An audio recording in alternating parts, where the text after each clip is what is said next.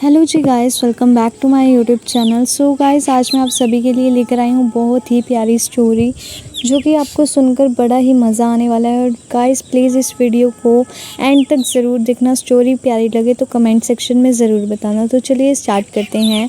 एक बार एक छोटे से गाँव में एक लड़की रहती थी जिसका नाम अन्य था। वो बचपन से ही चुप चुप रहती थी, शायद इसीलिए सब उसे अनदेखा कर देते थे। गांव के बाकी बच्चे अपनी दुनिया में खोए रहते थे और अन्या हर दिन अकेले ही वक्त बिताती थी। उसकी आंखों में गहरी उदासी थी, जैसे वो किसी ऐसे दर्द से गुजर रही थी जिसे शब्दों में बयान नहीं किया जा सकता था।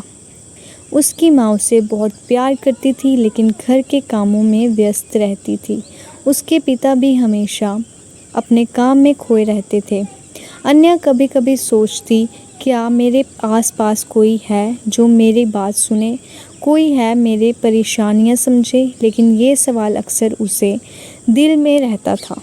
एक दिन अन्या गांव के किनारे स्थिर पुराने बगीचे में बैठी थी। वहां उसे शांति मिलती थी, जैसे उस धरती के सबसे दुरुस्त कोने में वो अकेली हो और यहाँ कोई उसे नहीं देख रहा हो। वो अक्सर बगीचे में जाया करती थी। वहाँ उसकी सोच उड़ान भरती थी, लेकिन उस दिन कुछ अलग था।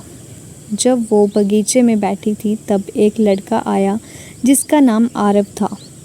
वो भी काफ़ी समय से अन्या को देखता था, लेकिन कभी भी उससे बात नहीं की थी। आरव ने धीरे से उसके पास आकर बोला, तुम अक्सर यहाँ अकेले बैठी रहती हो, क्या तुम ठीक हो? अन्या ने सिर झुकाए बिना जवाब दिया, हाँ, बस कभी कभी ऐसे ही लगता है कि कुछ छूट गया है, कुछ ऐसा जो मुझे ढूंढते हुए यहाँ ले आता है। आरव ने उसकी बातों को ध्यान से सुना, फिर कुछ देर के बाद बोला, मैं समझ सकता हूँ, कभी कभी मुझे भी लगता है कि मैं कहीं खो गया हूँ, जैसे मैं यहाँ हूँ लेकिन कहीं और होना चाहिए था। ये सुनकर अन्या का दिल हल्का हुआ। ये पहली बार था जब किसी ने उसकी उदासी को समझने की कोशिश की थी। आरव और अन्या ने बहुत समय तक बातें की और उस दिन से उनकी मुलाकात और बातें बढ़ने लगी। दोनों एक दूसरे की खामोश दुनिया में जैसे एक दूसरे के साथी बन गए थे। लेकिन फिर भी अन्या के दिल में एक खामोश सा दर्द था, जिसे वो आरव से भी नहीं कह सकती थी। उसे ऐसा लगता था कि वो कभी पूरे तरह से खुश नहीं हो पाएगी। उसकी उदासी का कारण उसके भीतर था और शायद उसे कभी उससे बाहर नहीं निकालने दिया जाएगा। कुछ महीने बाद अन्या ने ये महसूस किया कि हालांकि आरव उसके साथ था, लेकिन उसकी अंदर की खालीपन को भरने के लिए किसी और को नहीं चाहिए था। उसने समझा कि कभी कभी हम दूसरों से बहुत उम्मीदें लगाए बैठते हैं, लेकिन असल में हम खुद को समझने और अपने भीतर की खुशियों को ढूंढने की ज़रूरत होती है। अंत में अन्या ने अपने भीतर के दर्द को स्वीकार किया। उसे अब ये समझ में आ गया था कि उसकी उदासी और खुशी दोनों ही जीवन का हिस्सा है और किसी भी एक को पूरी तरह से नकारा नहीं जा सकता है।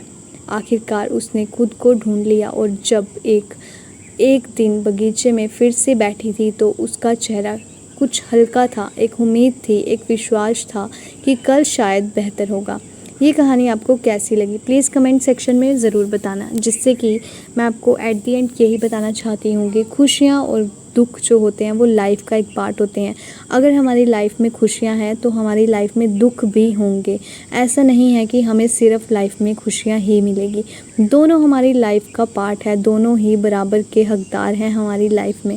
सो गाइज़, अगर वीडियो अच्छी लगे तो लाइक शेयर कमेंट करना बिल्कुल भी ना भूलना। और अगर आपको ये स्टोरी भी अच्छी लगे तो प्लीज़ मुझे कमेंट सेक्शन में ज़रूर बताना। Thank you so much guys.